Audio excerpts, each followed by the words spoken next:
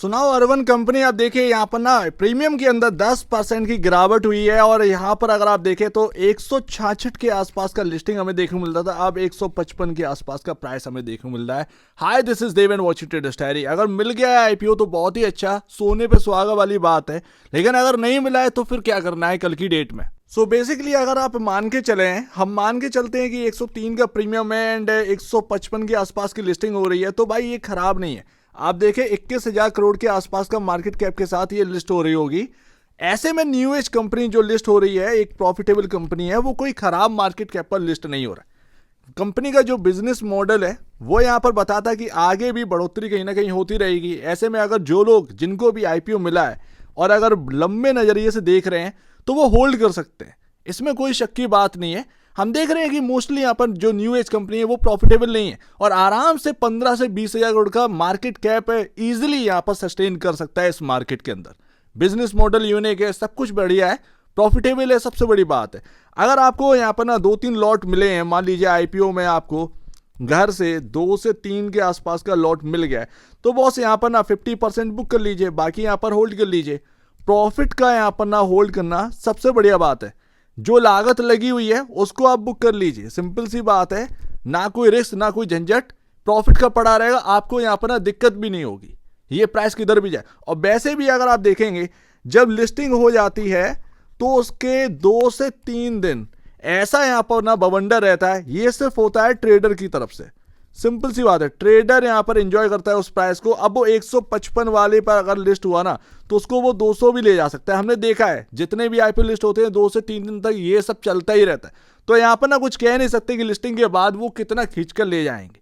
वैसे भी यहाँ पर ना प्राइस छोटा है, कहीं ना कहीं एक्शन तो रहने वाला है, 2 से 3 दिन तो एक्शन यहाँ पर भरपूर रहने वाला है। आप जो होल्ड कर रहे हैं, अगर आपको लगता है कि भाई 50% मुझे वहां पर भी बेच दे देना चाहिए तो वो आप बेच दीजिएगा, सिंपल सी बात है, वो प्रॉफिट आपकी जेब में रहेगा, कौन ले जाएगा। तो ये सीधी सी बात है, जिसको भी आईपीओ मिला है, एक से ज़्यादा लॉटें मिली हैं, 2 मिली हैं, 3 मिली हैं, उस हिसाब से आज ही स्ट्रेटजी यहाँ पर ना अपना तय कर लीजिए कि भाई मेरे को इतना बचाना है या फिर मुझे पूरा बेच देना, मैं शॉर्ट टर्म वाला हूँ, मुझे यहाँ पर ना झंझट नहीं चाहिए, ये किधर भी जाए, जो मिल रहा है लेकर निकलो।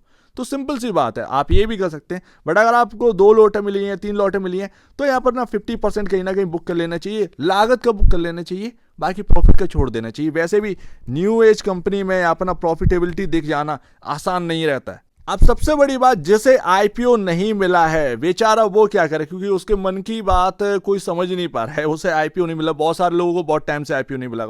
देखिए अगर 155 के भाव पर लिस्टिंग हो जाती है तो अगर एक बीच में कोई डिप आ जाए, जैसे कि 145 रुपए तक का डिप आ जाए या 147 या उससे थोड़ा सा 145 से थोड़ा सा नीचे भी अगर आ जाए, तो फिर एक यहां पर ना बाई बन सकता है, क्योंकि आप आ रहे हैं वो एक ना बम्पर ओपनिंग के बाद, तो आपको वॉलेटिलिटी का सामना करना पड़ेगा, ये ध्यान रखिए। वैसे अगर आप देखा जाए, अगर 145 के भाव पर ये मिल जाए तो बाई मार्केट कैप अगर हम बात करेंगे तो सस्टेनेबिलिटी कहीं ना कहीं रहेगी। ऐसा नहीं है कि आपका 145 वाला आपका 90 या 80 रह जाए, वो उनमें हो सकता है जो नेगेटिव यहाँ पर ना डिलीवर कर रही है अपना प्रॉफिट। ये एक प्रॉफिटेबल कंपनी है, ये मैं बार बार प्रॉफिट इसलिए कर रहा हूँ क्योंकि कोई भी न्यू एज कंपनी प्रॉफिटेबिलिटी नहीं है। तो अगर 145 के भाव पर मिल जाए और जो कोई बाई करने के लिए स्टैंड कर रहा है कि भाई मुझे बाई करना है, सिंपल सी बात है, तो फिर आप यहां पर ना देख सकते हैं, एक डिप का वेट करिए, ज्यादा बेहतर है। थोड़े लोग तो बुक करने आएंगे ही ना, सिंपल सी बात है, थोड़े लोग तो बुक करने आएंगे। वैसे उम्मीद यही है कि ये 155 जो 50% का प्रीमियम दिखा रहा है लिस्टिंग का, ये उससे ऊपर ही ओपन हो, मतलब 166 जो दिखा रहा था, 170 ये अराउंड पर ओपन हो जाए तो कोई बड़ी बात नहीं है। लेकिन बाई चांस आपको 145 मिल जाए तो जिन लोगों को नहीं मिला है उन लोगों के लिए बाय के लिए कहीं ना कहीं एक अच्छा प्राइस साबित हो सकता है। तो कल वॉलेटिलिटी का दिन रहेगा एंड परसों नरसों ये ट्रेडर एंजॉय करेगा भाई प्राइस को, वो प्राइस एंजॉय वो ऑलरेडी करते आए हैं, वो करते रहेंगे, वही सारी चीजें रिपीट एंड रिपीट। तो ये सारी बातें हैं जो कि हमको समझ के चलनी है। प्रॉब्लम जो होती है ना, जिसे आईपीओ अलॉट नहीं हुआ है उसको प्रॉब्लम होती है, क्योंकि वो प्रीमियम पर यहाँ पर ना बाय करने के लिए स्टैंड कर रहा होता है।